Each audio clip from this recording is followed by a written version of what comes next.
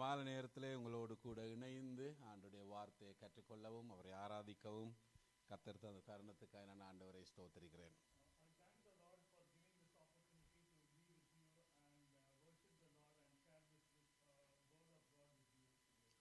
நான் கடந்த முறை வந்த பொழுது ஒரு சிலரை சந்தித்தேன். மீண்டும் ஒரு முறை உங்களோடு கூட இணைய கர்த்தர் கிருபை செய்தார்.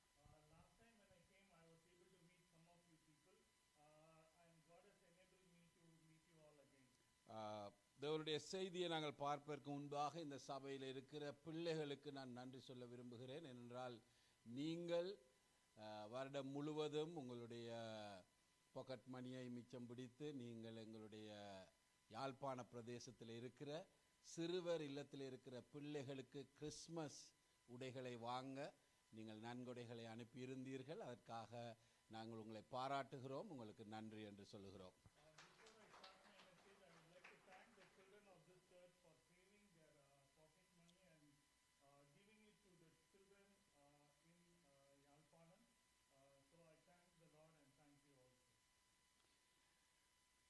இந்த நாளிலே நாங்கள் பர்திமேயு குருடனுக்கு நடந்த சம்பவத்தை குறித்து நாங்கள் கற்றுக்கொள்ளப் போகிறோம். அந்த இயேசு அவனிடத்தில் கேட்ட ஒரு கேள்வியைத்தான் இந்த செய்தியின் தலைப்பாக நான் சொல்ல விரும்புகிறேன். இயேசுவினிடத்தில் இருந்து உனக்கு என்ன வேண்டும்? இயேசுவினிடத்தில் இருந்து உனக்கு என்ன வேண்டும்?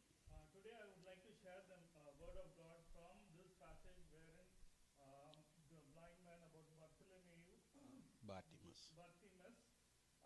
So what does he want from Jesus? What does he want from God? That's what I'm going to talk about today. மாற்கு எழுதின சுவிசேஷம் 10ஆம் அதிகாரம் 46ஆம் வசனத்திலே இருந்து 52ஆம் வசனம் வரைக்கும் இந்த சம்பவத்தை நாங்கள் வாசிக்கலாம். We can read this in the book of Mark chapter 10 verse 46 to 52. மாற்கு எழுதின சுவிசேஷம் 10ஆம் அதிகாரம் 46ஆம் வசனத்திலே இருந்து 52ஆம் வசனம் வரைக்கும். Mark chapter 10 verse 46 to 52. யாராவது ஒரு வாசிக்க முடியுமா அந்த பகுதியை?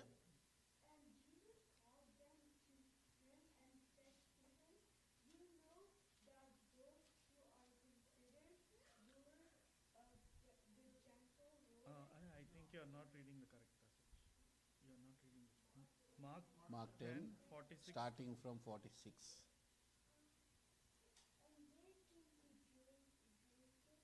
Jericho.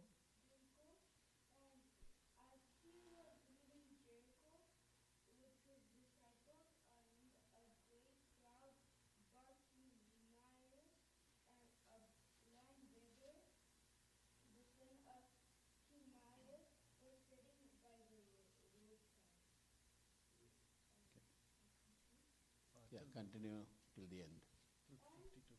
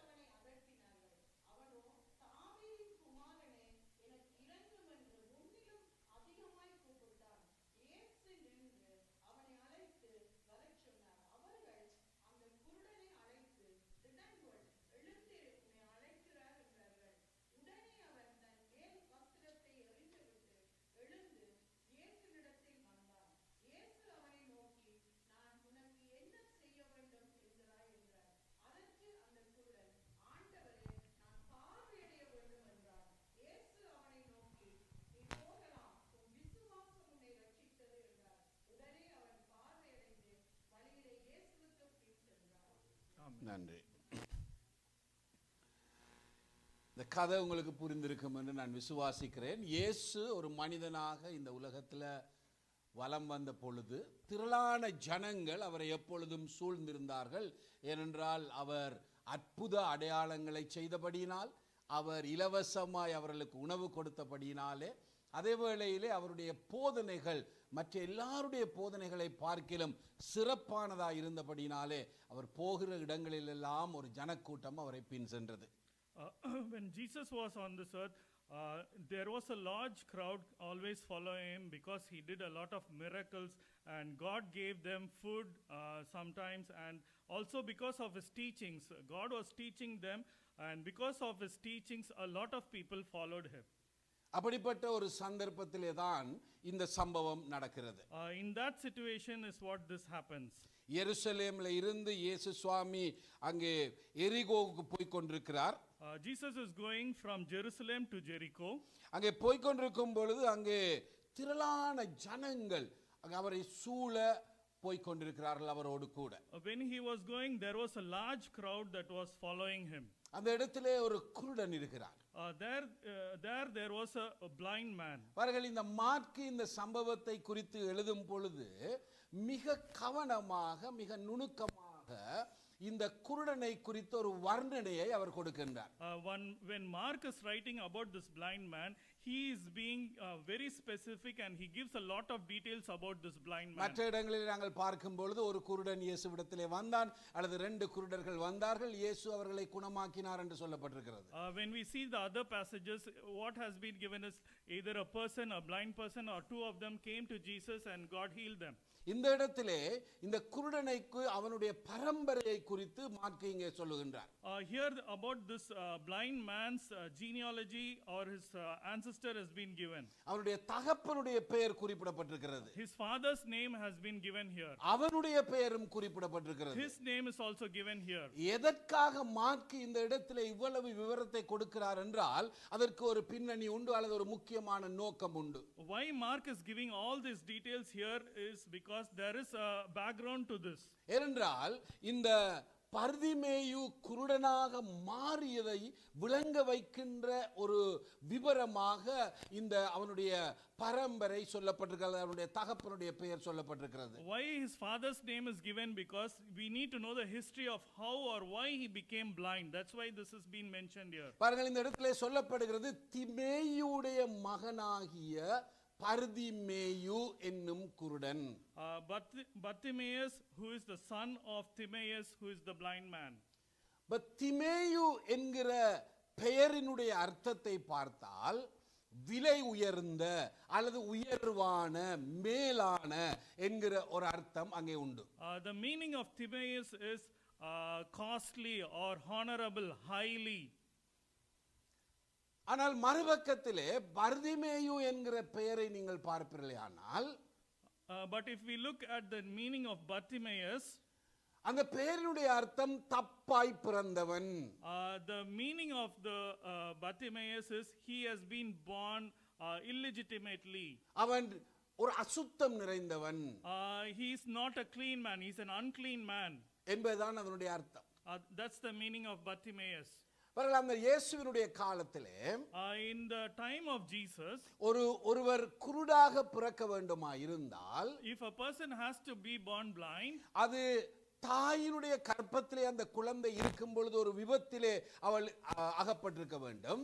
Maybe when he was in the womb of his mother, maybe there should have been some accident. அப்படி இல்லாவிட்டால், or else தகப்பனுடைய தப்பான நடத்தையின் நிமித்தமாய் பிறந்த ஒரு குழந்தையாக உருவான ஒரு குழந்தையாக இருக்க வேண்டும். or because of the wrong relationship that the father had, because of that he might have been born blind. இந்த திமேயு என்கிற பர்திமேயுடைய தகப்பன், this Timaeus, who is the father of Bartimaeus, தன்னுடைய பெயருக்கு ஏற்ற உயர் குணமுள்ளவனாக, உத்தமனாக, நல் நடத்தை உள்ளவனாக இருக்கவில்லை.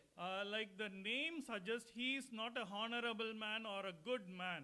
அவனுடைய நடத்தை தவறானதாக இருந்திருக்கிறது. His ways have been wicked. ஆகவே அவன் தவறான நடத்தை உள்ளவனாக இருந்தபடினால் அவனுக்கு பாலியல் ரீதியான நோய்கள் அவனுக்கு இருந்திருக்க வேண்டும். Maybe since he had gone on a wrong way, he might have had some diseases related to unnatural things. ஆனபடியினாலே அவனுடைய அந்த வியாதியோடு கூட அவன் தன்னுடைய அவனுடைய மனைவி கர்ப்பம் தரித்து இந்த பிள்ளைக்கு அந்த பாதிப்பு ஏற்பட்டு அந்த பிள்ளை குருடனாக பிறந்தது. Because of this, he might have had some diseases, and that would have passed on to his son. அவைதான் அவன் பிறக்கும் பொழுது தவறான நடத்தை உள்ள ஒரு தகப்பனிடத்திலே இருந்து பிறந்தபடியினாலே அவனுக்கு பர்திமேயு அல்லது தப்பான நடத்தை உள்ளவன் அல்லது அசுத்தமானவன், தப்பாக பிறந்தவன் என்ற அர்த்தம் உள்ள அந்த பெயர் அங்கே கொடுக்கப்பட்டது. That is the reason why his name has been made as Bartimaeus, because he had born out of an illegitimate relationship or born from an unclean relationship. பாருங்கள், அவனுடைய பெயர் அவனுடைய எந்த தவறும் இல்லாதபடி, the name that has been given to him is not his mistake. அவன் எந்த தவறும் செய்யவில்லை. He has not done any mistake.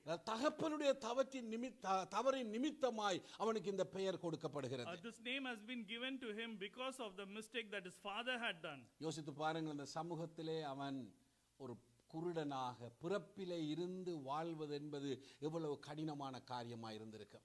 Look how bad it would have been for that man to be born blind, and he would have lived such a way. யோசித்து பாருங்கள், உங்களில் யாருக்காவது அசுத்தமாய் பிறந்தவன் அல்லது அசுத்தம் என்கிற பெயர் உங்களுக்கு சூட்டப்பட்டிருந்தால் நீங்கள் எப்படி உணர்வீர்கள் என்று யோசித்து பாருங்கள். Just think how it would have been like if you have been named an unclean or like born out of an illegitimate relationship. அவனுடைய வயது கொப்பான மற்ற சிறுவர்கள் அவனை பார்த்து சிறுவனாய் அவன் இருக்கும் பொழுது பர்திமேயு பர்திமேயு என்று அழைக்கும் பொழுது, உறவினர்கள் அழைக்கும் பொழுது, ஊரில் உள்ள மற்றவர்கள் அவனை பர்திமேயு என்று அழைக்கும் பொழுதெல்லாம் அவனுக்கு அவனுடைய பிறப்பு ஞாபகப்படுத்தப்பட்டது. Whenever the other kids of his age, whenever they call him Bartimaeus, Bartimaeus, he would have been reminded of his what his state has been. நீ நடத்தை கெட்ட தனத்தினாலே பிறந்தவன். You have been born out of unclean relationship. நீ ஒழுங்கானவனாய் பிறக்கவில்லை.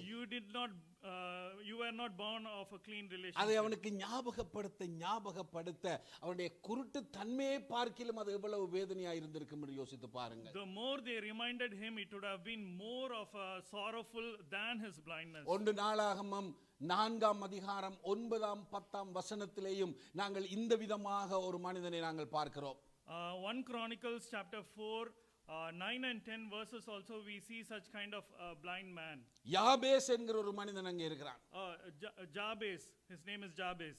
அந்த மனிதனை பெற்றெடுக்கும் பொழுது அவனுடைய தாய் வேதனையை அனுபவித்தபடியினாலே, when that man was born, because during his birth when his mother was having pain, எப்படிப்பட்ட வேதனை அவள் அனுபவித்தாள் என்று எங்களுக்கு வேதம் சொல்லவில்லை. We are not sure what kind of pain she had born. சில வேளைகள் அவளுடைய பிரசவ வேதனை, அவளுடைய லேபர் பெயின் அதிகமா இருந்ததா மற்ற பிள்ளைகளை பார்க்கிலும் என்று எங்களுக்கு தெரியாது.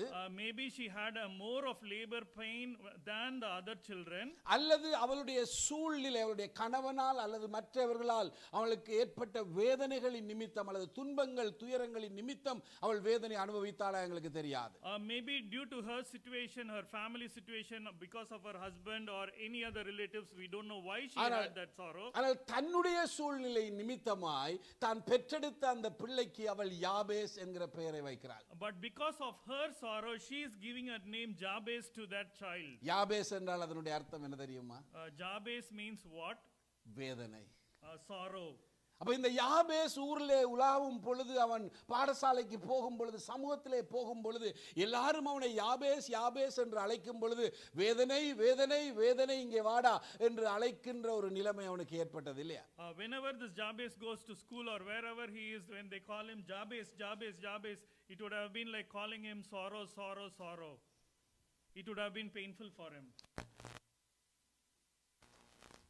தாய் ஒரு சந்தர்ப்பத்திலே வேதனை அனுபவித்தாள். The mother had the sorrow at one point of time. ஆனால் யாபேஸ் தன் வாழ்நாள் முழுவதும் அது நினைவுபடுத்தப்படுகிறவனாயிருந்தான். But Jabez was reminded of this sorrow all throughout his life. தகப்பன் பாவம் செய்தான். The father did the wrong. ஆனால் பர்திமேயு தன்னுடைய பெயரின் நிமித்தமாய் அவன் சுட்டி காட்டப்பட்டவனாக அவன் வேதனை அனுபவித்தவனாயிருந்தான். அவனுடைய குருட்டுத்தன்மைக்கு அதிகமாய். But Bartimaeus, more than his blindness, he was being heard because of the name that he has been given and called. இந்த மாலை நேரத்தில் இந்த இடத்தில் இருக்கிற உங்களிலும் ஒரு சிலர் இந்த விதமான துன்பங்கள் துயரங்களுக்கு கூட நீங்கள் கடந்து போகக்கூடும். This evening among you here, whoever is here, you might also be going through such a situation. சில வேளைகளிலே உங்களுடைய குடும்ப பின்னணி சில வேளைகளிலே தப்பானதாக அல்லது பிழையான ஒரு பின்னணியை கொண்டதாக இருக்கக்கூடும். Maybe your family background, your ancestry might not be a good one. சில வேளைகளிலே உங்களுடைய தகப்பன் யார் என்று உங்களுக்கு தெரியாமல் இருக்கக்கூடும். Sometimes you might not even know who your father is. சில வேளைகளிலே உங்களை ஆசிரியர்கள், உங்களுடைய உறவினர்கள் அல்லது உங்களுடைய தாய் தகப்பன் உங்களை எந்த நேரம் ஒன்றுக்கும் உதவாதவன், நீ ஒரு முட்டாள், நீ ஒன்றுக்கும் பிரயோஜனம் இல்லாத, உன்னை எதற்காக பெற்றேனோ தெரியாது என்ற வசை சொற்களை அந்த நாட்களிலே உங்களுக்கு சொல்லி இருக்கலாம். Maybe your parents, your teachers or anyone might have hurt you saying that you are of no use. Likewise they might have told and hurt you. சில வேளைகளிலே உங்களை பார்த்த ஆசிரியர் சொல்லிருக்கலாம், நீ ஒரு நாளும் வாழ்க்கையில உருப்பட மாட்டாய்.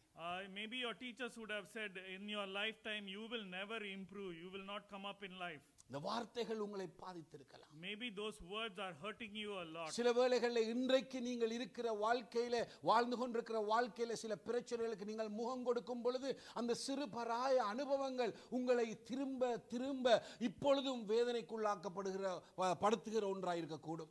Maybe even now when you were a small or some incident wherein you were being tortured again and again, that might come up back in your life now. என்றால் அநேகர் எனக்கு தெரியும் இந்த வார்த்தைகளினால் இன்றைக்கும் வேதனை அனுபவிக்கிறவர்கள் தங்களுடைய தலையெழுத்த என்று அதை அவர்கள் நிர்ணயிக்காத, இதுதான் என்னுடைய வாழ்க்கையின் முடிவு, நான் ஒரு முட்டாள், நான் புத்தி இல்லாதவன், நான் உருப்பட மாட்டேன் என்று என்னுடைய அம்மா சொன்னா, ஆகவே நான் இப்பொழுது கஷ்டப்படுகிறேன் என்று பலர் எண்ணி நம்பி தங்களுடைய வாழ்க்கையை வேதனையோடு கூட கழித்துக் கொண்டிருக்கிறார்கள். Even many people who are spending their entire life thinking about what their parents or their mother said, that you will never ever come up in life, or saying bad things about you that might be hurting you and you might think you are a fool. இன்றைக்கு நீங்கள் அந்த விதமான ஒரு நிலைமைக்குள்ளாய் கடந்து போகிறவர்களாய் இருந்தால் இந்த மாலை நேரத்தில் நமக்கு ஒரு நம்பிக்கை உண்டு. If you are going through such a situation, in this evening God is giving you a hope today. மாற்கு எதற்காக பர்திமேயுனுடைய பின்னணியை சொன்னார் என்பது உங்களுக்கு விளங்கி இருக்கும். Why Mark has been telling about this background about Bartimaeus, now you would have understood. அவருடைய குருட்டுத்தன்மையிலும் பார்க்க அவனுக்கு இன்னும் வேதனை கொடுத்ததுதான் அவனுடைய பின்னணி. More than his blindness, his lineage or his genealogy is what was hurting him a lot. ஒரு நாள் திடீரென one day suddenly சூழ்நிலையில் ஒரு பெரிய மாற்றம் ஏற்பட்டதை பார்னிவே உணர்கிறான். There is a big change in the situation which he realizes. குருடர்களுக்கு கண் தெரிந்தவர்களை பார்க்கிலும் உணர்வு அதிகம், உள்ளுணர்வு அதிகம். Blind people, they have more of sense, or they are too sensitive than other people. யாராவது ஒருவர் அவரோடு பேசினால் அவருடைய குரலை பல வருடங்களுக்கு அவர்கள் ஞாபகத்தில் வைத்திருப்பார்கள். If somebody speaks to them, he will remember and recognize their voice even after many years. அவர்களை சூழ என்ன நடக்கிறது என்பதை சத்தங்களை வைத்துக்கொண்டு அவர்கள் உணர்வார்கள். What is happening around them, they will realize that using the sounds that they hear around them. அன்று வளமைக்கு மாறாக பெரும் திரளான ஜனக்கூட்டம் தன்னுடைய பக்கமாக வருவதை அவன் உணர்ந்தான். ஆகவேனாலே அவன் விசாரிக்க ஆரம்பித்தான். இன்றைக்கு என்ன விசேஷம், இந்த ஊர்ல என்ன நடக்கிறது, ஏன் அதிகமானவர்கள் இந்த பக்கமாய் வருகிறார்கள் என்று அவன் அக்கம் பக்கத்தில் இருந்தவர்களிடத்தில் விசாரிக்கிறான். He realizes that there is a large crowd that is coming his way. That's why he started asking the people around him, what is happening, why is there a lot of crowd coming towards this side? வேதாகமத்தை நாங்கள் பார்ப்போமேயானால், Let's see the Bible. அவனுக்கு அந்த ஜனங்கள் நசரேனாகிய இயேசு வருகிறார் என்று சொன்னார்கள். They told him, Jesus of Nazareth is coming this way. நசரேனாகிய இயேசு வருகிறார் என்று ஜனங்கள் அவனுக்கு சொன்னார்கள். The people told him, Jesus of Nazareth is coming this way. அதோட அர்த்தம் என்ன? What does that mean? நாசரேத்து ஊரைச் சேர்ந்த இயேசு என்கின்ற நபர் இந்த பக்கமாய் வருகிறார். Jesus who belonged to this place of Nazareth is coming this way. நசரேனாகிய இயேசு என்கிற பெயர் இயேசுவுக்கு கொடுக்கப்பட்டது அவர் வாழ்ந்த ஊரின் பெயரை வைத்து.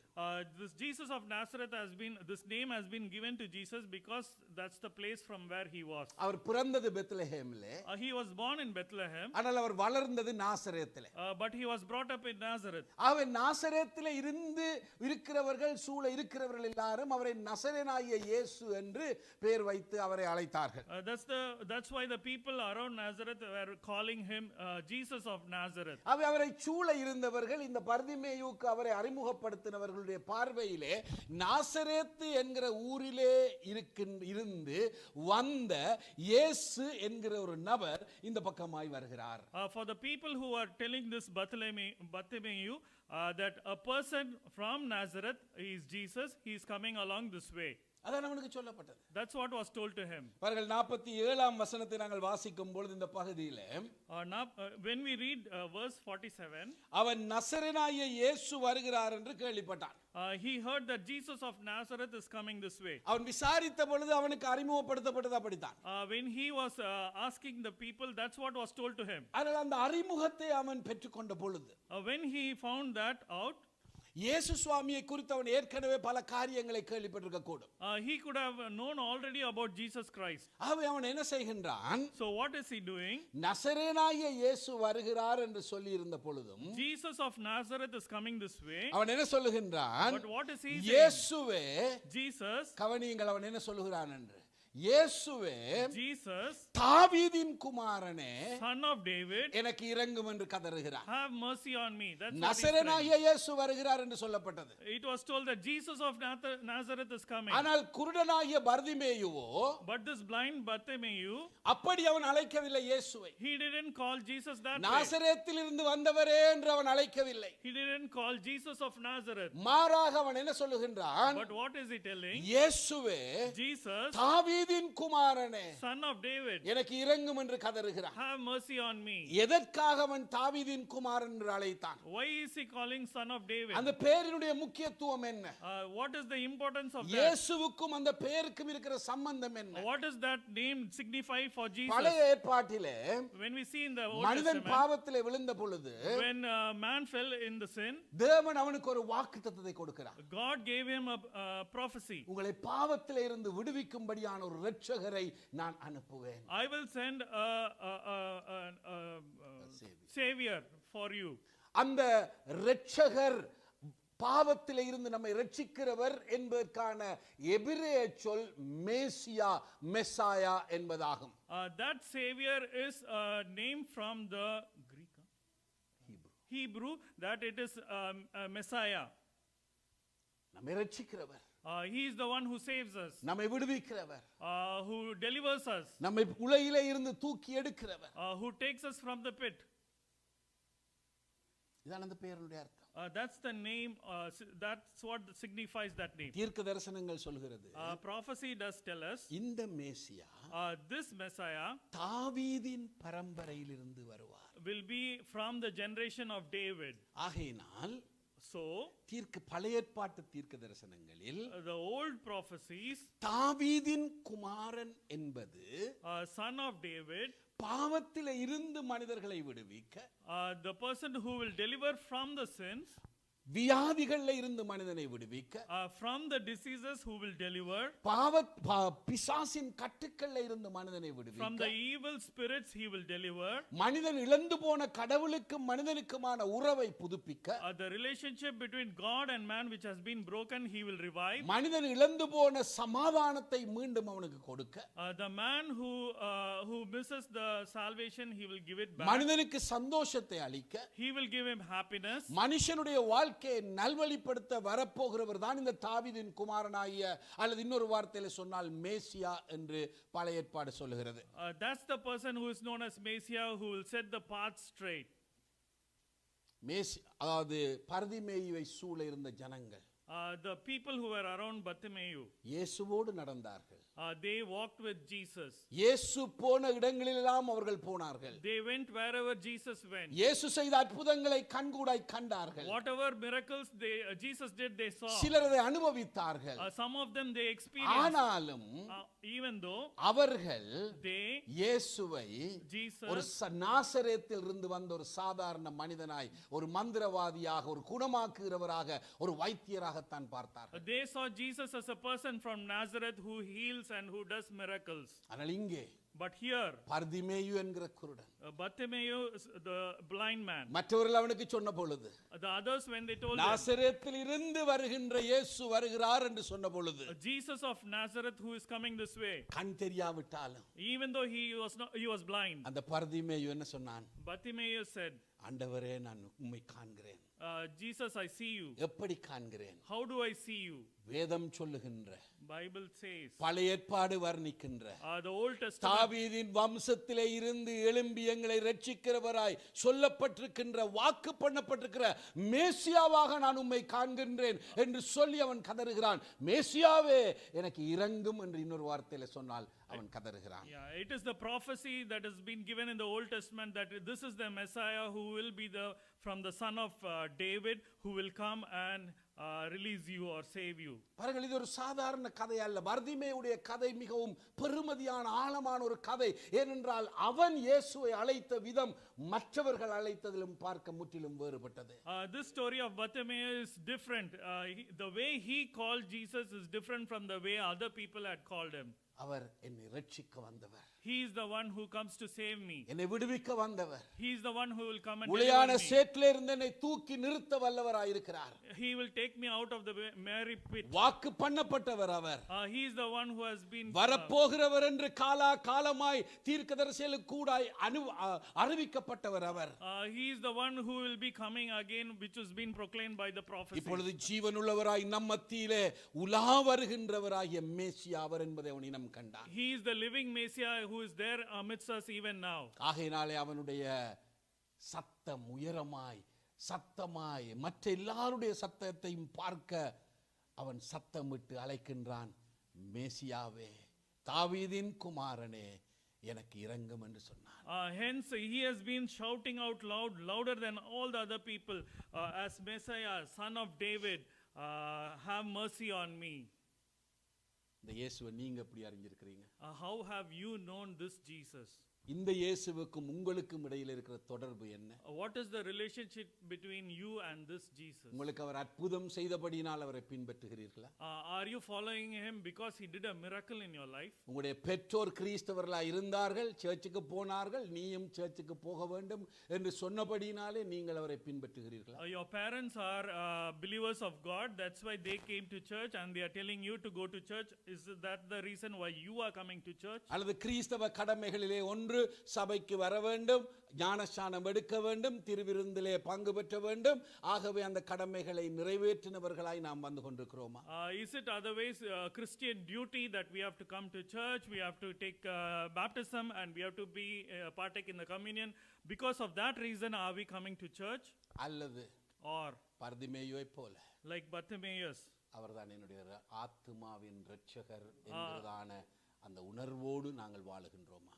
or do you realize that he is the savior of my soul? Is that what we realize? எங்களுக்கும் அவருக்கும் இடையில் இருக்கிற உறவு என்ன?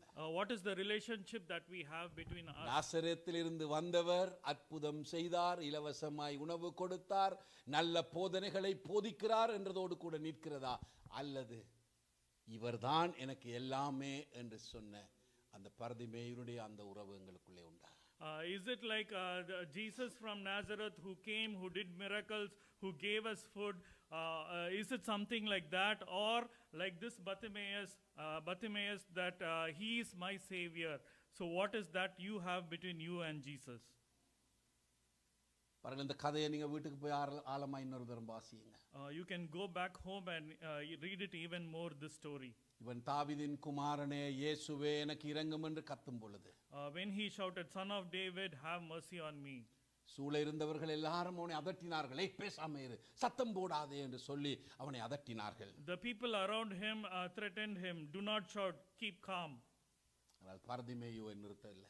But Bartimaeus never stopped. மற்றவர்கள் என்ன சொல்லுகிறார்கள் என்பதை குறித்து அவன் கவலைப்படவில்லை. He did not take care of what the other people are telling. மற்றவருடைய அதட்டுதலை கண்டு அவன் பயப்படவில்லை.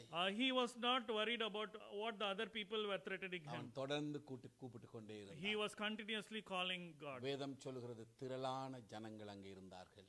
The Bible tells that there were a large crowd. அந்த எல்லா குரல்களின் மத்தியிலே, even in between all those voices, இயேசு தாவீதின் பர்திமேயுடைய குரலை கேட்டார். Jesus heard the cry of Bartimaeus. நாசரேத்தின் குமாரன் என்று சொல்லப்பட்ட மற்றவருடைய குரல்களின் மத்தியிலே, Even between the sounds of Jesus of Nazareth, பேசாதே என்று பர்திமேயுவை அதட்டுகின்ற அந்த சத்தத்தின் மத்தியிலே, the people who are threatening him, do not shout. பர்திமேயுடைய சத்தத்தை தேவன் கேட்டார். God heard the voice of Bartimaeus. குமாரனாகி அவருடைய இருதயத்தை அது தொட்டது. The son of man, God's heart was it was touched. வேதம் சொல்லுகிறது, The Bible says, 49ஆம் வசனத்திலே, 49th verse, இயேசு நின்றார். Jesus stopped. இயேசு நின்றார். Jesus stopped. யாருக்காக நின்றார்? For whom did he stop? ஒரு உதவாமல் பிறந்தவனுக்காக, A person who was born illegitimately, தப்பாய் பிறந்தவனுக்காக, a person who is useless, அவருடைய வாழ்நாள் முழுவதும் எல்லாரும் அசுத்தம் அசுத்தம் என்று அழைக்கப்பட்ட ஒருவனுக்காக, a person whom everybody called him unclean throughout his life. தாவீதின் குமாரனே எனக்கு இரங்கும் என்று அவன் கதறின பொழுது, When he shouted, Son of David, have mercy on me, அந்த கதறுதலின் சத்தம் அவரை தொட்டது. his cry went out to Jesus. It touched him. அவருடைய காதுகளுக்குள்ளாய் சென்று அவருடைய இருதயத்தை தொட்டது. It went through his ears and touched his heart. ஆகையினாலே தேவகுமாரன், That's why the Son of Man பிதாவினுடைய ஒரே பேரான குமாரன், is the only Son of God, நம்மை ரட்சிக்கும்படி தம்முடைய ஜீவனையை கொடுக்கும்படி வந்த அவர், to save us, who came from heaven to earth. தாவீதின் குமாரன் என்று மேசியா என்று பழைய ஏற்பாட்டிலே வர்ணிக்கப்பட்டவர், Son of David, which was proclaimed in the Old Testament, இதயபூர்வமாய் throughout his heart, உணர்வோடு கூட with all humility, தான் என்ன சொல்லுகிறேன் என்பதை தெளிவாய் அறிந்தவனாய் விடாப்பிடியாய் கூப்பிடுகிற பர்திமேயுடைய சத்தத்தை கேட்டு அவனுக்காய் நின்றார். he knew what he was calling from the bottom of the heart, and God stopped for him. யோசுவாவின் புத்தகத்திலே நாங்கள் வாசிக்கும் பொழுது, In the book of Joshua, when we read, யோசுவா தேவனை நோக்கி கூப்பிட்டான். Joshua cried out to God. அப்பொழுது சூரியன் நின்றது. Then the sun stopped in its place. SUN sun நின்றது. SUN, sun, it stopped. சூரியன் நின்றது. It was the sun that stopped. இங்கே Bartimaeus கூப்பிடுகிறான். Here the Bartimaeus is calling. Bartimaeus கூப்பிடும் பொழுது, When Bartimaeus was calling, son நின்றார். the sun was SON son. SON, sun had இவ்வளவு stopped. அருமையான காரியம் பாருங்க. What a lovely sight. உதவாதவன் என்று சொல்லி எல்லாரும் புறக்கணிக்க, When everybody said he was useless, குருடன் இவன் என்று சொல்லி இவருடைய வாழ்க்கை இதோடு கூட முடிந்து விடும் என்று சொன்னவர்கள், நம்பினவர்கள் மத்தியிலே, when the people who were thinking that he's a blind man and that's how his life will end, யாருக்குமே உதவாதவன், he will not be useful to anyone. எப்பொழுதும் மற்றவர்களுடைய உதவியை நம்பி இருக்கிறவன், He will have to depend on other people for everything. அசட்டை பண்ணப்பட்டவன், He was pushed aside. தூசியின் மத்தியில் ஒவ்வொரு நாளும் உட்கார்ந்து பிச்சை கேட்கிறவன். He will be sitting among the dust and asking for alms, begging. அவன் கூப்பிட்ட பொழுது, When he cried out to God, உள்ளத்தின் ஆழத்திலிருந்து கூப்பிட்ட பொழுது, from his deep in his heart he called. தாவீதின் குமாரன் அவனுக்காய் நின்றார். Son of David had stopped for him. சகேயு என்கிற பாவி ஒருவன் இருந்தான். There was a sinner named Zacchaeus. அவன் சமூகத்திலே உயர்நிலையில் இருந்தாலும், He might be in a high position in the society, ஜனங்கள் மத்தியிலே அவன் உதவாதவனாக புறக்கணிக்கப்பட்டவனாய் இருந்தான். but the people had pushed him aside. தோற்றத்தில் அவன் மற்றவர்களால் கேலி பண்ணப்படுகிற ஒரு நிலைமையில இருந்தான். He was ridiculed by his height. ஒரு நாள் அவன் இயேசுவை பார்க்க விரும்பினான். But one day he wanted to see Jesus. மரத்தில் ஏறி உட்கார்ந்திருந்தான். He was on top of the tree. அவனுக்கு இயேசுவை தெரிந்தது. He looked at Jesus. அவன் மரத்தில் இருக்கிறது வேறு யாருக்கும் தெரியாது. He was on the top of tree which nobody knew. ஆனால் அவருடைய வாஞ்சையை கண்ட ஆண்டவர், But the eagerness which he had, அவருடைய இருதயத்தை கண்ட ஆண்டவர் God saw his heart. அந்த மரத்தடியிலே வந்து நின்றார். He came down of the tree. அந்த சகேயுவுக்காக நின்றார். He stopped for Zacchaeus. அண்ணாந்து பார்த்து சகேயுவே இறங்கி வா என்று சொன்னார். He looked at him and said, Zacchaeus, come down. பர்திமேயுவை என்னிடத்திலே அழைத்து வாருங்கள் என்று சொன்னார். Bring Bartimaeus to me. எனக்கு அருமையான தேவனுடைய பிள்ளையே, My dear children of God. சில வேளைகளில் நீங்கள் வாழ்ந்து கொண்டிருக்கிற சூழல் ஒரு இக்கட்டான வேதனை நிறைந்த குமுறல்கள் நிறைந்த இருதயத்தை உடைக்கின்றதான பலவிதமான இன்னல்களுக்கு ஆளான அல்லது வியாதியினால் நொறுக்கப்பட்ட ஒரு நிலைமையில நீங்கள் இருக்கக்கூடும். Sometimes you might be in a situation where you have a lot of burden in your heart in the situation that you are going through. You might even have some diseases in you. யார் எனக்கு உதவி செய்வார்கள் என்ற கேள்வியோடு இருக்கலாம். Who can help me? That's what the question you have. சில வேளைகளில் நீங்க நம்பினவர்கள் உங்களை கைவிட்டிருக்கலாம். The people whom you trusted, they might have left you. தாவீது பர்திமேயுக்காக நின்ற தாவீதின் குமாரன்.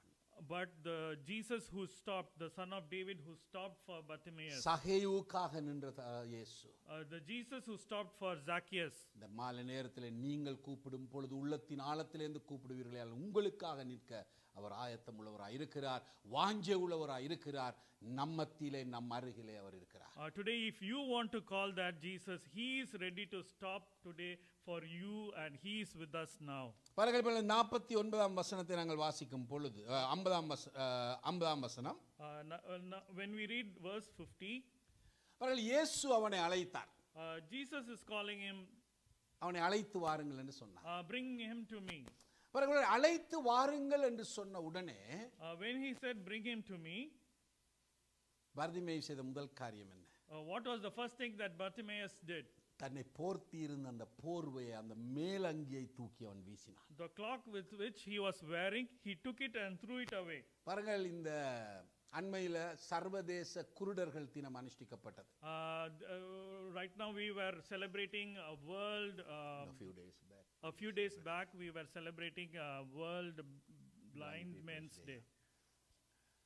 அதாவது ஒரு குருடர்களுக்கு உங்களுக்கு தெரியும், உங்களுடைய பேமெண்ட்ல நீங்கள் நடக்கும் பொழுது நடுவிலே வித்தியாசமான ஒரு ரோ இருக்கும். அங்கே வித்தியாசமான அந்த அமைப்போடு கூட அது குருடர்கள் தங்களுடைய வழியை கண்டுபிடித்து நடக்க அமைக்கப்பட்ட ஒரு வழி. On the payment, if you note, in between there will be a payment made in such a way that the blind people will be able to feel and go through that way. குருடர்கள் எப்பொழுதும் ஒரு வெள்ளை தடியை கையிலே வைத்திருப்பார்கள். Always they will have a white stick with them. White cane என்றதை சொல்லுவார்கள். White cane, that's what they call it. உலங் அல்லது அந்த அதை அவர்களுக்கு அடையாளமாய் கொடுக்கப்பட்டிருக்கிறது. That's given for them so that we can identify them. பல வாக்கிங் ஸ்டிக்குகளை மற்றவர்கள் பாவிப்பார்கள். Many people will use walking stick. ஆனால் ஒரு வெள்ளை தடியை பயன்படுத்துவாரே. ஆனால் but if a person uses a white stick, உலகமெங்கும் உள்ள மக்கள், people from all over the world, அவர் கண் பார்வையற்றவர் என்று அறிந்து கொள்வார். they will realize that he is a blind man. அது அவர்களுக்குரிய அடையாளம். That's the identity of them. அவன் இயேசு சுவாமியினுடைய காலத்திலே at the time of Jesus, குருடர்கள் ஒரு குறிப்பிட்ட நிற போர்வையை போத்தி இருப்பார்கள். they will have a type of cloak around them. அது அவர்களை குருடர்கள் என்று காண்பிக்கும். That will show them as blind people. அந்த போர்வை தான் அவர்களுக்கு எல்லாமே. That clock is all that they will have. முதலாவது அவர்களுக்கு அது ஒரு அடையாளத்தை கொடுக்கிறது. That's an identity to them. நான் ஒரு குருடன். I am a blind man. என்னை பார்க்கிறவர்கள் எல்லாரும் நான் ஒரு குருடன் என்று அறிந்து கொள்ளுங்கள். Whoever sees me will have to realize that I am a blind. அதான் அடையாளம் அவருடைய. That's their identity. ரெண்டாவது பாருங்கள், இந்த ஹோம்லெஸ் பீப்பிளை நீங்க பாக்குறீங்க ரோட்ல இல்லையா? Now when you see there are homeless people who are around, அவர்களிடத்துல ஒரு ஜாக்கெட் இருக்கலாம் அல்லது ஒரு பிளாங்கெட் இருக்கலாம். அதை பார்த்தீர்களே ஆயிருந்தால் அதுதான் அவர்களுக்கு எல்லாமே. If you see, they might have a jacket or a blanket over them. That's all they will have. குளிருக்கு போர்த்தி கொள்வார்கள். For the cold they will put it on. படுக்கும் பொழுது அதை கீழே விரிப்பார்கள். When they lie down they spread it out. முகம் துடைக்கும் பொழுது அதனால் துடைப்பார்கள். They will wipe their faces with the same cloth. அதான் அவருடைய ஜீவியம். That's their life. அவ இந்த பர்திமேயுக்கு அவனுடைய போர்வைதான் எல்லாமே. For this Bartimaeus, this cloak is all that he has. முதலாவது செய்த காரியம் என்ன? What was the first thing he did? தாவீதின் குமாரன் என்னை அழைக்கிறார் என்ற உடனே When the son of David is calling him, அவன் முதலாவது விசுவாசித்தான். he first believed. அவர் என்னை அழைத்தபடினாலே, he has called me. நான் அந்த மேசியாவிடத்திலே போறபடினாலே, I am going to this Messiah. நான் எதிர்பார்த்திருந்தவர் இப்பொழுது எனக்கு முன்பாய் நிற்கிறபடினாலே, The one whom I was expecting, now he is right in front of நான் me. இவ்வளவு நாளும் சுமந்த அந்த அடையாளம் எனக்கு இனிமேல் தேவை. The one which I had this as an identity, I don't need this clock anymore. நான் தப்பாய் பிறந்தவன் என்ற அடையாளம் எனக்கு தேவையில்லை. I don't have to have the identity நான் that I குருடன் blind. என்கிற இந்த அடையாளம் எனக்கு தேவையில்லை. I don't need the identity I am blind. நான் வியாதிஸ்தன் என்ற அடையாளம் எனக்கு தேவையில்லை. I don't need the identity that I am sick. ஏனென்றால் அவர் என்னை அழைத்திருக்கிறார். Because God has நான் called me. மேசியாவிடத்திலே போகிறபடினாலே, Because I am going to the Messiah. இந்த மாலை நேரத்திலே உங்களுடைய அடையாளத்தை மாற்ற வல்லவர் அவராய் இருக்கிறபடினாலே, நாம் அவரை நம்பி அவரிடத்திலே போகும் பொழுது அவர் நம்முடைய அடையாளத்தை அவர் மாற்றுகின்றார். Now this is the Messiah that we are going to go today this evening, so that he will change our identity. உங்களுடைய பெற்றோர் உங்களை புறக்கணித்திருக்கலாம். Your parents might have உங்களுடைய forsaken கணவன் you. உங்களை Your புறக்கணித்திருக்கலாம். husband might have உங்களுடைய forsaken மனைவி you. உங்களை கைவிட்டு Your போயிருக்கலாம். wife might have left you. உங்களுடைய பெற்றோர் உங்களை பிள்ளை விட்டு போனபடினாலே நீங்கள் அனாதையாக இன்னும் ஒரு குடும்பத்தோடு வளர்ந்து கொண்டிருக்கலாம். Your parents might have left and you are with some other people, so you might look like a orphan. அல்லது உங்களுடைய வாழ்க்கையில இனிமேல் நம்பிக்கை இல்லை என்ற செய்தியை மற்றவர்கள் உங்களுக்கு தந்திருக்கலாம். In life, people might be giving you a news that you are forsaken. எனக்கு அருமையானவர்களே, My dear children, தாவீதின் குமாரனிடத்திலே நாங்கள் வரும்பொழுது, when you come to the son of David, மேசியாவிடத்திலே நாங்கள் வரும்பொழுது, when you come to the Messiah, நம்முடைய அடையாளம் மாறும். our identity is changed. நாம் பிச்சைக்காரர்கள் அல்ல, We are not beggars anymore. நாங்கள் உதவாதவர்கள் அல்ல, We are not useless anymore. நாங்கள் குருடர்கள் அல்ல, We are not blind. நாங்கள் அவருடைய பிள்ளைகளாய் மாறுகிறோம். We are the sons of his. இந்த பாக்கியத்தை அவர் எங்களுக்கு தருகிறார். He gives us that grace. அது மாத்திரமல்ல, பாருங்கள், அந்த கதையில இன்னொரு சுவாரஸ்யமான விஷயம் இருக்கிறது. We see another an interesting thing in this 51ஆம் வசனம். 50 verse 51. 51ஆம் வசனத்திலே நாங்கள் வாசிக்கிறோம், We read in 51. இவ்வளவு நாளும் உட்கார்ந்து பிச்சை எடுத்தவன், Till now he has been sitting and begging. மற்றவருடைய கையை ஏந்தி கொண்டிருந்தவன், He was asking for alms. எனக்கு உதவி செய்யுங்க என்று கேட்டுக்கொண்டிருந்தான். Help me. That's what he was asking them. பொழுது இயேசுவை கண்ட பொழுது இயேசு அவனை அழைத்தார். இயேசுவுக்கு முன்பாய் வந்து நிற்கிறார். When God called him, he is now in front of Jesus. அவர்கள் இயேசுவுக்கு முன்பாய் நிற்கும் பொழுது, When he is standing in front of Jesus, இயேசுவுக்கு நன்றாய் கண்டறிந்தது இல்லையா? Jesus is able to see, right? அவனை பார்க்கும் பொழுது அவன் குருடன் என்பது அவருக்கு தெளிவாய் தெரியும். He knows that he is a beggar, a blind person. 51ஆம் வசனம் சொல்லுகிறது, The verse 51 says, அவனை பார்த்து இயேசு கேட்டார், Jesus asked him, நான் உனக்கு என்ன செய்ய வேண்டும்? What do you want me to do for you? நான் உனக்கு என்ன செய்ய வேண்டும்? What do you want me to do for you? நான் உனக்கு என்ன செய்ய வேண்டும்? What do you want me to do for சில you? வேளைகளில் நீங்கள் தர்க்க ரீதியாக அதை பார்த்தால், Sometimes when we see, என்ன அவ்வளவுக்கு தெரியாதா? does he not know? பார்க்கத்தான் குருடனே தெரியுதே. When we see him, look at him, he is blind.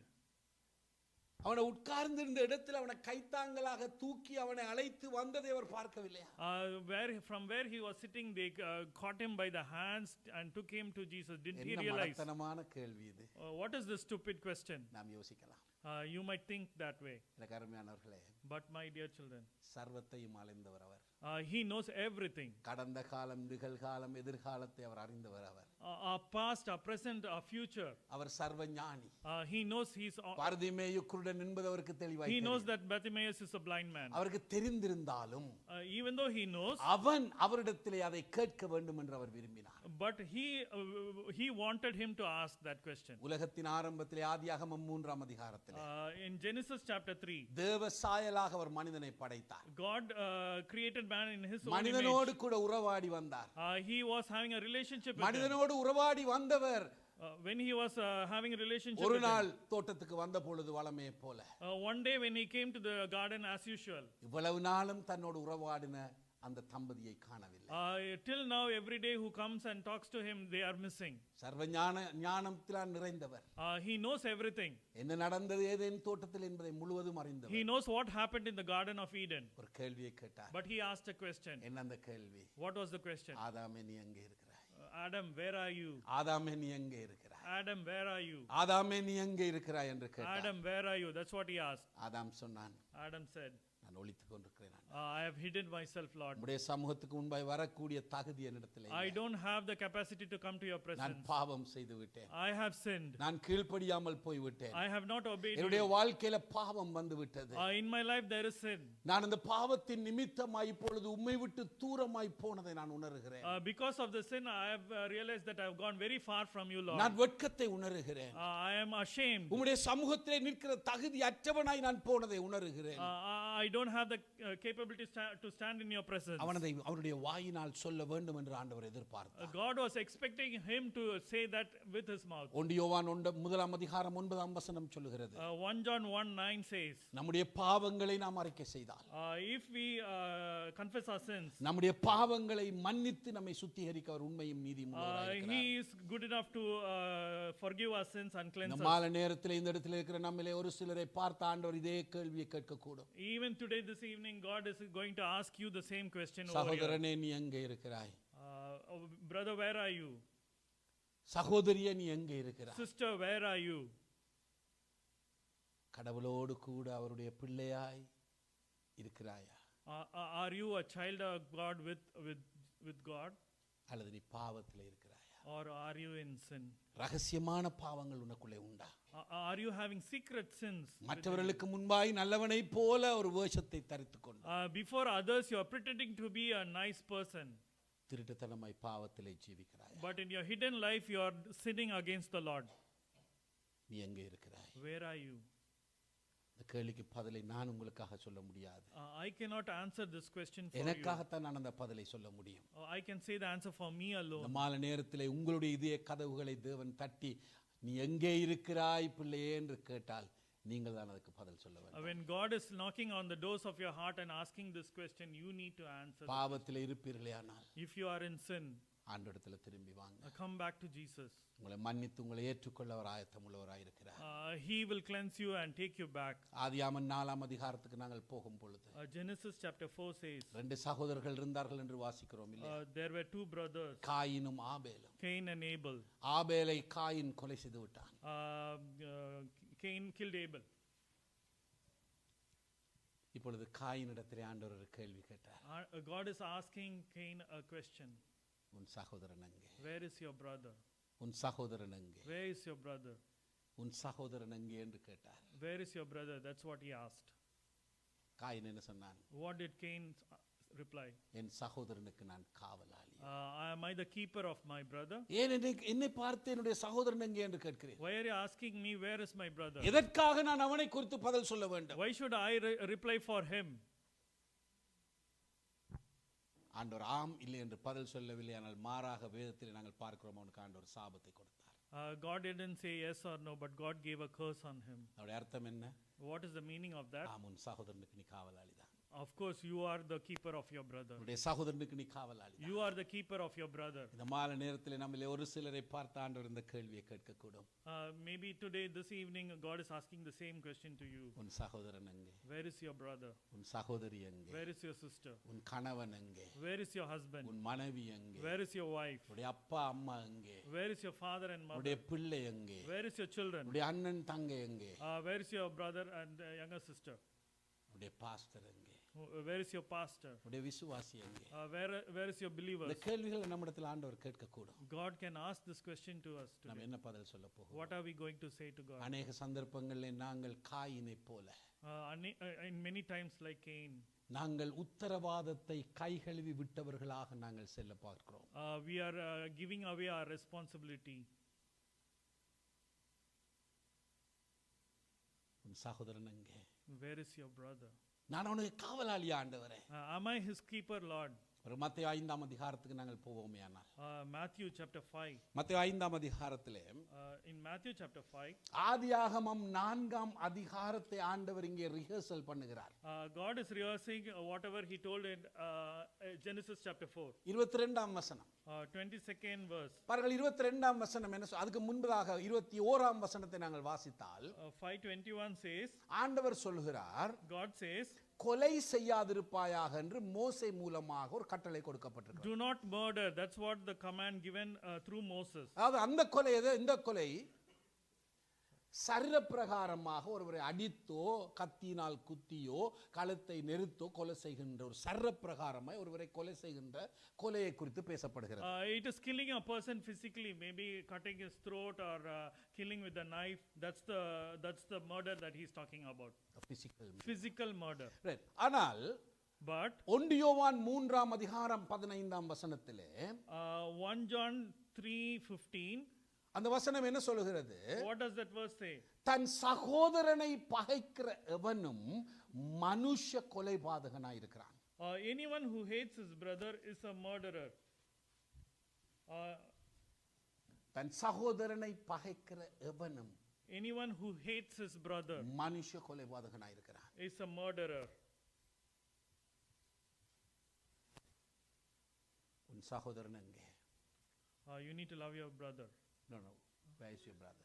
Where is your brother? Where is your brother?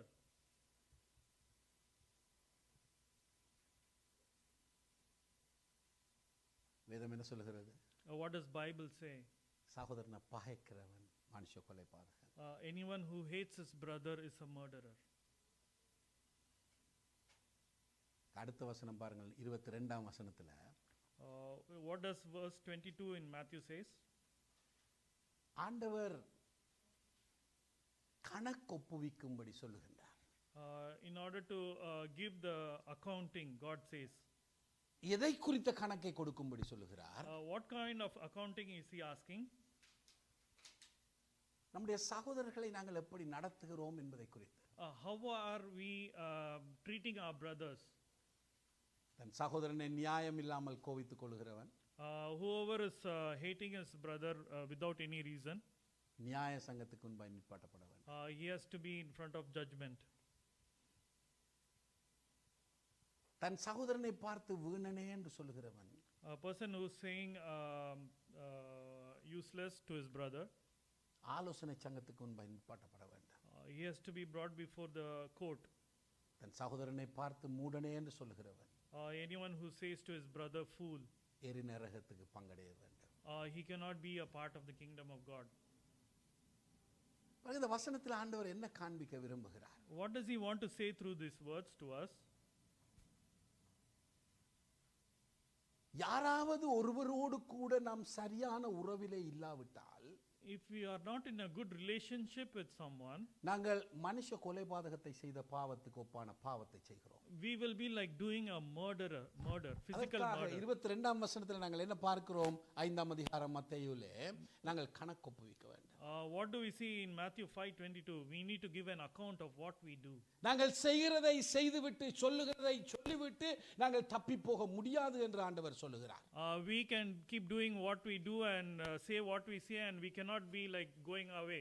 சில வேளைகளில் நாங்கள் வாய்க்கு வந்தபடி மற்றவர்களை திட்டுகிறோம். Sometimes we scold others whatever we கோபம் comes in வந்த our பின்பதாக நாங்கள் என்ன செய்கின்றோம்? பல முறைகட்ட விதமாக எங்களுடைய வாயிலிருந்து வருகிற வார்த்தைகள் மிக பாரதூரமானதா இருக்கிறது. When we are very angry, we speak a lot of unwanted words. கடந்த நான் இங்கே வந்த பின்பு நினைக்கிறேன், அங்கே ஒரு செய்தியை வாசித்தேன்.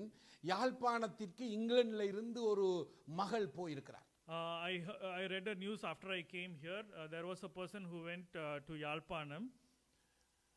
அந்த இடத்துக்கு போன பின்பதாக தன்னுடைய தாயிடத்திலே ஒரு வீட்டை தன்னுடைய பெயருக்கு எழுதி தரும்படி அவர் சண்டை பிடித்திருக்கிறார்.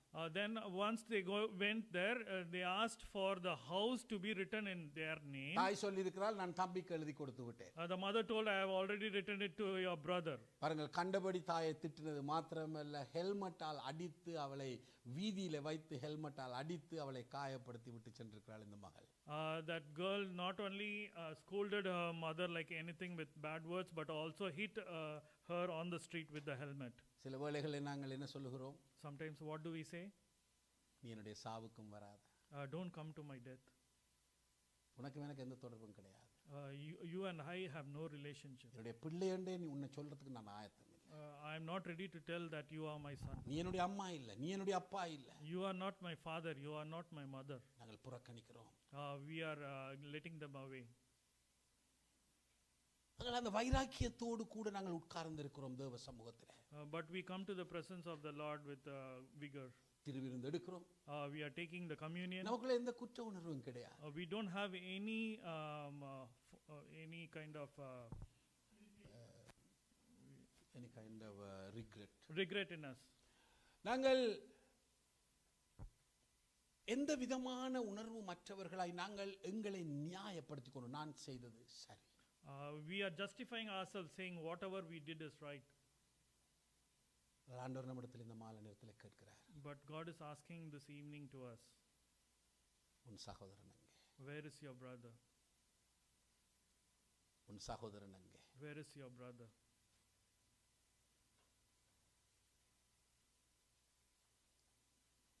இதற்கு மாற்று வழியையும் அவரே சொல்கிறார். What is the answer, the way God tells us? மனித வாழ்க்கையில உறவுகள் சிதைவது தவிர்க்க முடியாத ஒன்று அல்லது சாதாரணமாய் அது நடக்கும். In a human life, the relationship between people is getting worse. That is normal, natural. ஏனென்று சொன்னால் Why? தேவனுக்கு எதிராகிய சத்ருவானவன் நான் ஐக்கியமாய் இருப்பதை விரும்புவது கிடையாது. We being in relationship with God, the devil doesn't want it, like it. அவன் முதலாவது கடவுளுக்கு நமக்கு இடையில் இருக்கிற தொடர்பை துண்டிக்கிறான். He will hinder the relationship between man and God. சகோதர சகோதரிகளுக்கு இடையிலே நமக்கும் மற்றவர்களுக்கும் இடையில் இருக்கிற உறவை துண்டிக்கிறான். Between brothers, what relationship between us and the others he then hinders. இரண்டாம் அதிகாரம் ஆதியாகமம் 18ஆம் வசனத்திலே ஆண்டவர் சொன்னார், Genesis 2:18 God says, மனிதன் தனிமையாய் இருப்பது நல்லதல்ல, man to be alone is not good. அவனுக்கு ஏற்ற துணையை உண்டாக்கு. I will give a companion. எதற்காக? For what? அவன் உறவாடும்படியாக. To have a relationship. அவன் உறவாடும்படியாக. To have a relationship. ஏனென்று சொன்னால் அவனோடு கூட அவனைப் போல உறவாட வேறு எதுவுமே இருக்கவில்லை. Because there was nothing other than that there for him to have a relationship. அவை குடும்பம் என்கிறதான இந்த அமைப்பானது உறவின் அடிப்படையிலே கட்டப்பட்டது அல்லது உறவின் மேல் கட்டப்பட்ட ஒன்று. This relationship is being built upon for a particular family. If it is a family, then this relationship is being built upon. அவை உறவு இல்லாமல் ஒரு குடும்பமாய் நாம் இருக்க முடியாது. If there is no relationship, then there is no family. ஆனால் பிசாசானவன் நம்முடைய வாழ்க்கையிலே அவன் கை வைப்பது எதிலே? முதலாவது நம்முடைய உறவுகளில் அவன் கை வைக்கின்றான். But devil is the first one who comes and hinders this relationship. கணவனுக்கும் மனைவிக்கும் இடையில், between husband and wife, பிள்ளைகளுக்கும் பெற்றோருக்கும் இடையில், between children and சகோதர parents, சகோதரிகளுக்கு இடையில், between brothers and sisters, போதகருக்கும் சபைக்கும் இடையில், between the pastor and the சபையின் மக்களுக்கு இடையில், within the community of the church. இது அவனுடைய தொழில். This is his work. இது அவனுடைய குறிக்கோள். That's his goal. ஆனால் தேவனுடைய பிள்ளைகளாகிய நாம், But we as children of God, நாம் அதை மேற்கொள்ள கடனாளிகளாக இருக்கிறோம். we need to overcome this. உன் சகோதரன் எங்கே? Where is your brother? உன் சகோதரன் எங்கே? Where is your brother? இந்த கேள்வியை கேட்ட ஆண்டவர் When God asked this question, 23ஆம் 24ஆம் வசனத்திலே சொல்லுகிறார், மத்தேயு 5ஆம் அதிகாரத்திலே, in Matthew 5:23 and 24, நீ ஜெபிக்க வரும் பொழுது, when you are coming to pray, நீ தேவ சமூகத்திலே அவரை ஆராதிக்க வரும் பொழுது, when you come to worship before the Lord, உன்னுடைய சகோதரன் பேரில் உனக்கு குறைவுண்டு என்று அங்கே நினைவு கூறுவாயாகில். if you remember that you have something against your brother, அதாவது that means உனக்கும் between you உன்னுடைய சகோதரனுக்கும் இடையில் ஒரு பிரச்சனை இருக்கிறது and your brother, if you have a problem, உனக்கு அது நினைவு வருகிறது. and if you remember that, அப்படியானால் நீ என்ன செய்ய வேண்டும்? what should you do? இப்பொழுது நீதான் பிழை செய்திருக்கிறாய். That means you are the one who has done wrong. அவை நீ என்ன செய்ய வேண்டும்? So what should you do? ஆண்டவர் சொல்லுகிற அந்த வசனத்தை வீட்டுக்கு போய் ஆழமாய் தியானிங்க. நான் நேரம் மிச்சம் பிடிக்கும்படியாக நான் மேலெழுந்த வாரியை சொல்லுகிறேன். You go to the home and then meditate on these verses. I'll just give you some of these. அவர் சொல்லுகிறார், காணிக்கை அந்த இடத்திலே வைத்து விடு. Leave the offering there. நான் பார்த்த இந்த தம்பியோட டிஷர்ட்ல டிலக்ஷன் என்ற பேர் போட்டிருந்தது. When I came, I saw on the t-shirt it was Dilaction, right? What's your name? Rufus, right? But டிலக்ஷனுக்கும் ரூஃபஸுக்கும் இடையில் ஒரு பிரச்சனை இருக்குன்னு வைத்துக் கொள்வோம். If we think there is a problem between Dilakshan and Rufus, play கிரவுண்ட்ல அவங்க ரெண்டு பேருக்கும் ஒரு பிரச்சனை வந்தது. ரெண்டு பேரும் இப்பொழுது கோபமா இருக்கிறார். they had some problem earlier and they are angry at each other. இப்பொழுது தம்பி டிலக்ஷன் தான் ரூஃபஸுக்கு அடித்து போட்டார்னு வைத்துக் கொள்வோம். If we think that Dilakshan is the one who hit Rufus, Dilakshan நல்ல பையன், நல்ல தம்பி, அல்லது ஒரு உதாரணத்துக்கு மட்டும். it's just an example. He is really a good boy. இப்ப இவர்கள் ரெண்டு பேரும் ஜெபிக்க வருகிறார்கள். Both of them are coming to pray. இப்பொழுது டிலக்ஷனுக்கு ஞாபகம் வருகிறது, Dilection remembers, ரூபஸ் அண்ணாவோடு கூட எனக்கு உறவு சரியில்லை, I don't have a good relationship now with Rufus. நான் அவருக்கு அடிச்சிட்டேன், I have beaten him. நான் அவரோட கோபமா இருக்கிறேன். I was angry at him. அப்ப இந்த சந்தர்ப்பத்தில் ஆண்டவர் என்ன செய்யும்படி சொல்லுகிறார்? What does God tell to do at this situation? ஆண்டவர் சொல்றார் அந்த வசனத்துல, What God says in the verse, காணிக்கை அந்த இடத்திலே வைத்து விடு. keep the offering there only. காணிக்கை அங்கே வச்சிரு. Keep the offering there. முன்பு போய் First go. காணிக்கை எடுத்துட்டு போன்னு சொல்லல ஆண்டவர். God didn't say take the offering and go. ஆண்டவர் டிலக்ஷனை பார்த்து சொல்லாம என்னத்துக்கு வந்தாங்க இந்த சமூகத்துக்கு? Why did you come to my நீ presence? பொல்லாத ஒரு பையன், You are a very bad boy. நீ உன் அண்ணனுக்கு அடிச்சவன், You beat your brother. நீ சண்டைக்காரன், You are one who fights. நீ கோபக்காரன், You are an angry person. என்னதுக்கு இங்களுடைய சமூகத்தில் நிக்கிற ஓடு என்று ஆண்டவர் விரட்டவில்லை. Why did you come to my presence? Run away. God didn't say that. கவனிங்க, ஆண்டவர் என்ன சொல்லுகிறார்? But what did God say? காணிக்கை அங்கே வச்சிரு. Keep the offering there. Dilakshan காணிக்கையை கொண்டு போகாத. Dilection, don't take the offering. என்று சொன்னால் பிறகு ஆண்டவர் சொல்றார் அந்த வசனத்துல, Because later God says, பின்பு வந்து உன் காணிக்கையை செலுத்து. then come back and give the offering. அதோட அர்த்தம் என்ன தெரியுமா? What does it mean? நமக்கு உறவுகள் சிதைந்திருக்கிறபடினாலே We have a broken relationship. நம்ம தேவன் புறக்கணிக்கவில்லை. God does not forsake us. நம்முடைய நாம் அவருடைய சமூகத்துக்கு வருவதை அவர் விரும்புகிறார். When God loves us coming to His presence. அவர் டிலக்ஷனுக்கு ஆண்டவர் என்ன சொல்லுகிறார்? What God says to இந்த dilection? காணிக்கையை வச்சிட்டு வீட்டுக்கு ஓடு என்று சொல்லவில்லை. He didn't say keep the offertory here and run to your home. இனிமேல் என்னுடைய சபைக்கு வந்துராது என்று ஆண்டவர் சொல்லவில்லை. Don't come to my church at all. இந்த சபையை மட்டுமல்ல, சபையை நான் உதாரணத்துக்கு சொல்லுகிறேன். I'm just telling as an example. முதலாவது ஆண்டவர் என்ன சொல்கிறார்? What is God telling dilection first? முன்பு போய். First go. யாரிடத்துல போக வேண்டும்? To whom should he go? ரூபஸ் அண்ணாவிடத்துல போக He need to வேண்டும். go to Rufus' brother. ரூபஸ் அண்ணாவிடத்துல போய் டிலக்ஷன் என்ன செய்ய வேண்டும்? What does he have to do with Rufus? அவரோடு கூட ஒப்புரவாக வேண்டும் என்று வேதம் சொல்லுகிறது. He has to reconcile with him. ஒப்புரவாகுதல் என்றால் அதனுடைய அர்த்தம் என்ன? What is the meaning of reconciliation? ஒத்து உறவாகுதல். He has to agree and then repent. ஒத்து என்று சொல்லும் பொழுது அதனுடைய அர்த்தம் என்ன? What is the meaning of repent? Dilakshan ரூபஸ் இடத்துல போய், Dilection needs to go to Rufus. அண்ணா நான் plus Brother, I have done the mistake. நான் அன்றைய கோபப்பட்டு உங்களுக்கு பேசியிருக்க கூடாது. I shouldn't have been angry and spoken to you. நான் உங்களுக்கு அடித்திருக்க கூடாது அண்ணா. I shouldn't have bet you, brother. என்ன மன்னிங்க. Please forgive me. அதான் ஒத்து உறவாகுதல். That's what it means by repent and agree. ஆனால் மாறாக நாங்க அநேக சந்தர்ப்பங்கள்ல என்ன செய்கிறோம்? But in many times what we do, Dilakshan அங்க போற அண்ணாட்ட, Dilection will go to his brother. ரூபஸ் அண்ணா உங்களுக்கு தெரியுமா நீங்க அன்றைக்கு என்ன செய்தீங்க? Rufus, do you know what you did the other day? நீங்க அப்படி செய்தீங்க, இப்படி செய்தீங்க, அப்படி சொன்னீங்க, அதான் நான் அடிச்சேன் உங்களுக்கு. You did that, you did this, that's why I beat you. ரூபஸ் பேசாம இருப்பாரா? Will Rufus be quiet? அவர் ஒரு லிஸ்ட் ஒன்று வாசிப்பாரு. He will say give another list. ஒப்புரவாக போய் ரெண்டு பேரும் திருப்பி சண்டை பிடிச்சிட்டு வருவாங்க. They will go for reconciliation and then fight again. இதான் அநேக சந்தர்ப்பங்கள்ல நடக்கிறது. That's what happens in many times. ஆண்டவர் நம்மிடத்தில் என்ன எதிர்பார்க்கிறார்? What is God expecting from us? உறவு சிதைந்து போயிருந்தால், If the relationship is broken, சிதைந்த உறவோடு என் சமூகத்துக்கு வராத. don't come in front of my presence with a broken அதை relationship. சுகமாக்கு. Heal it. அதை சுகமாக்கு. Heal it. அதை சுகமாக்க வேண்டுமானால் நீ என்ன செய்ய வேண்டும்? If you have to heal it, what should you do? முதலாவது நீ விட்ட பிழையை நீ ஒத்துக்கொள். First, you have to go and agree that you have done mistake. நான் பிழை விட்டேன் என்ன மன்னிங்க. I have done a mistake. Please forgive me. அப்பொழுது அந்த உறவு சீர்படும். Then that relationship will be healed. உறவு சீர்பட்ட பின்பு வந்து, After the relationship has been restored, காணிக்கையை செலுத்தண்டான். then you come and give your offering. பாருங்க இந்த இடத்துலயும், Even here, அதே நேரத்தில் மத்தேயு 18ஆம் அதிகாரத்துல even in Matthew chapter 18, 15 இருந்து 17 வரைக்கும், 15 to 18, 15 to 17, 15 to 17, அங்க என்ன சொல்லப்படுகிறது? what is it? இப்பொழுது அந்த இடத்துல சொல்லப்படுது, உன் சகோதரன் உனக்கு விரோதமாய் பாவம் செய்தான். If your brother sins against you, அதாவது அவர் பிழை. இப்ப now it's his fault. திரும்ப இந்த ரெண்டு பேரை நாங்க உதாரணத்துக்கு Now எடுத்தோம். let's take the same example. நாங்கள் முதல் ஒரு உதாரணத்தை பார்த்தோம். டிலக்ஷன் தம்பி பிழை, ரூபஸ் அண்ணா சரி.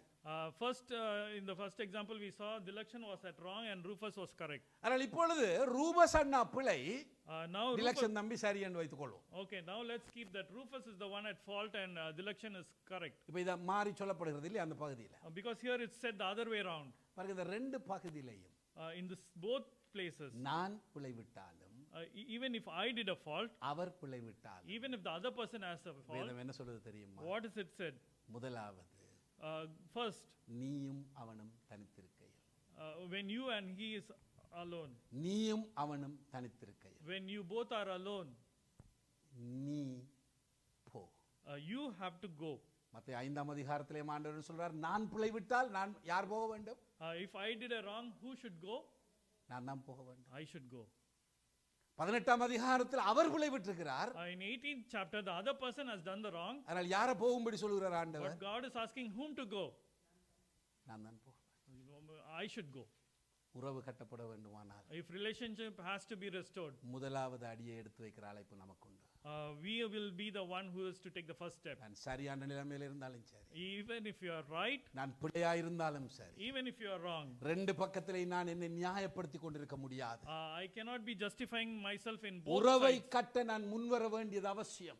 We have to restore the relationship. முதலாவது உறவை கட்டுகின்ற அடியை எடுத்து வைக்க வேண்டிய உத்தரவாதம் என்னுடையது. The first step that I need to take the first step for the relationship to be இந்த restored. பகுதிகளை வாசிக்கிற யாருமே நாங்கள் தப்ப முடியாது இந்த கேள்வியில இருந்து. We cannot escape. The people whom we are reading this passage, we cannot escape. உன் சகோதரன் அங்கே. Where is your brother? பர்திமேயுவிடத்தில் ஆண்டவர் ஒரு கேள்வி கேட்டார். God is asking Bartimaeus the question. உனக்கு நான் என்ன செய்ய வேண்டும்? What should I do for you?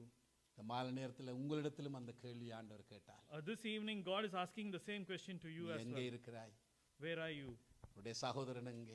Where is your brother? உனக்கு நான் என்ன செய்ய வேண்டும் என்று கேட்டார். What should I do for you? நீங்கள் என்ன பதில் சொல்வீர்கள்? What is the answer that you're going to give? உறவுகள் சீர்குலைந்திருக்குமேயானால், If there is a broken relationship, அவர்கள் உங்களுடைய வீட்டில் இருக்கலாம், he might be in your home, உங்களுடைய சபையில் இருக்கலாம், in your church, உங்களுடைய இந்த மொன்றியல் பிரதேசத்தில் இருக்கலாம், maybe in the city of Montreal, கனடாவில் அல்லது வேறு தேசத்தில் இருக்கலாம், in Canada or in another country, அல்லது நம்முடைய தாய் நாட்டில் இருக்கலாம். or in our homeland.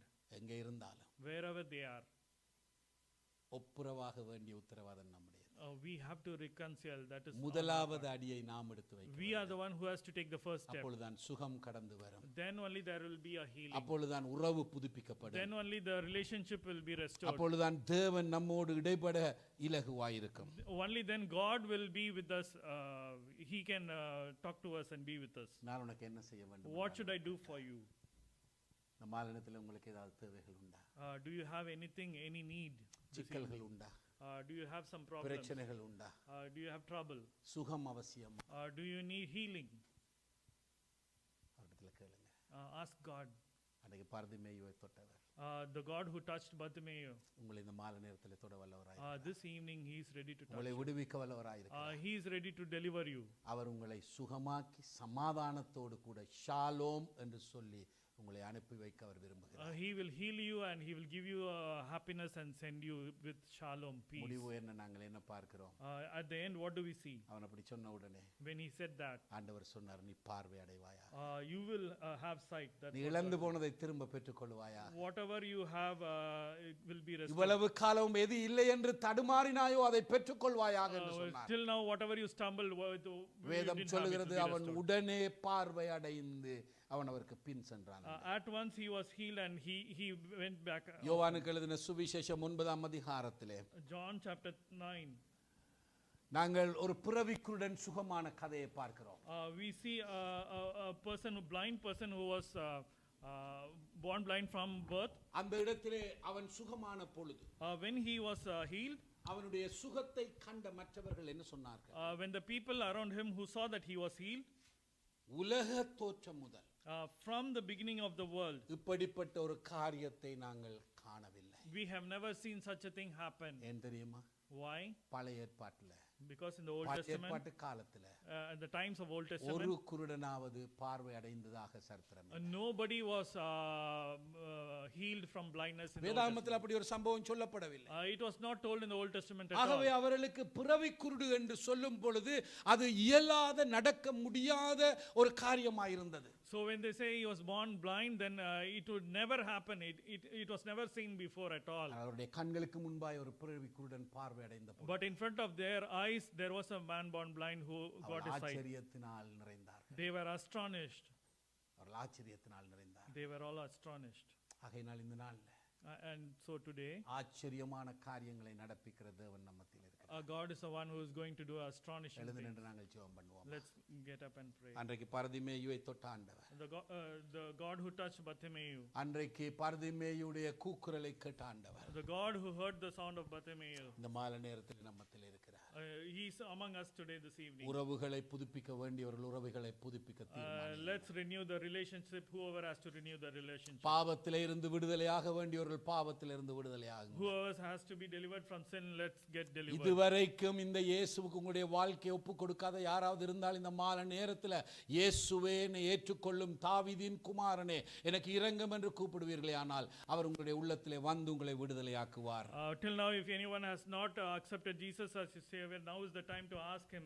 He will come down and he will heal and he will save you. உங்களுடைய வியாதிகளுக்காய் சமாதான குலைச்சல்களுக்காய் இந்த வேளையில நாங்கள் ஜெபிப்போம். We are going to pray for your diseases and if you don't have any peace. உங்களுடைய கைகளை உயர்த்தி Let's lift up your hands. அந்த தாவீதின் குமாரனை நோக்கி கூப்பிடுங்க. Son of David, have mercy on me. தாவீதின் குமாரனை நோக்கி கூப்பிடுங்க. Call on Son of David. இந்த மாலை நேரத்தில் உங்களிடத்தில் அவர் கேட்கிறார் பர்திமேயுவிடத்தில் கேட்ட அதே கேள்வி. He is asking the same question what he asked to Bartimaeus. நான் உனக்கு என்ன செய்ய வேண்டும்? What should I do for you? நான் உனக்கு என்ன செய்ய வேண்டும்? What should I do for you? ஞானம் தேவையா இருந்தால் ஞானத்தை கேளுங்க. If you need wisdom, ask wisdom. பரிசுத்தாவின் அபிஷேகம் தேவையா இருந்தால் அதை கேளுங்க. If you need Holy Spirit, ask God. பரிசுத்த வாழ்க்கை வேண்டுமா இருந்தால் அதை கேளுங்க. If you need a holy life, ask God for a பண holy life. பிரச்சனை தீர வேண்டுமா இருந்தால் கேளுங்க. If you need a deliverance from your for your money matters, ask him. உறவுகள் ரட்சிக்கப்பட வேண்டுமா இருந்தால் அதை கேளுங்க. If your relatives have to be saved, ask God. வியாதிகளில் இருந்து விடுதலை வேண்டுமா இருந்தால் கேளுங்க. If you need a healing from diseases, உனக்கு ask என்ன God. வேணும் என்று கேளுங்க. What do you want? என்னிடத்திலே இருந்து உனக்கு என்ன வேண்டும் என்று இயேசு கேட்கிறார். What do you want from me? வாயை திறந்து பேசுங்க அருமையானவர்களே, Open வாயை your திறந்து mouth and பேசுங்க. ask இது God. உங்களுடைய Open your நேரம். mouth and ask ஆண்டவரிடத்துல God. சொல்லுங்க, Ask ஆண்டவரே God. இதான் எனக்கு வேண்டும், This is what I இதான் need, எனக்கு Lord. வேண்டும் This ஆண்டவரே, is what I need, Lord. இதான் எனக்கு வேண்டும் This is what I ஆண்டவரே, need, Lord. இதான் எனக்கு வேண்டும் This is what ஆண்டவரே. I need, Lord. ஹalleluya. கேளுங்க ஆண்டவரிடத்துல.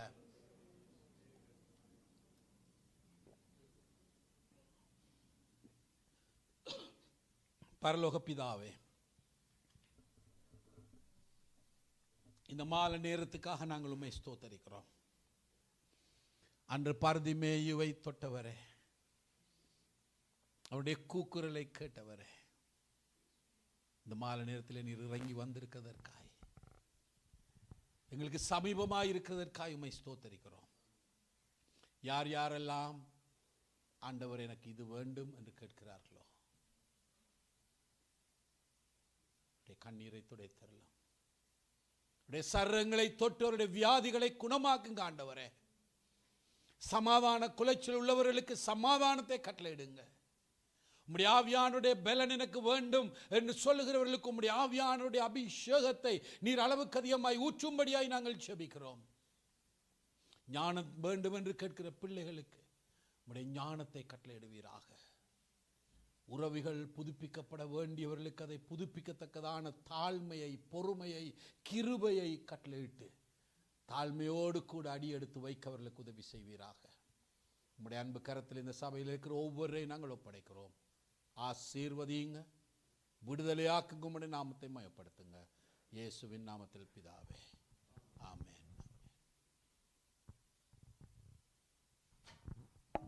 ஹல்லேலூயா. நாங்கள் எல்லோரும் ஒருமனப்பட்டவர்களாக சொல்லுவோம். Pastor Joseph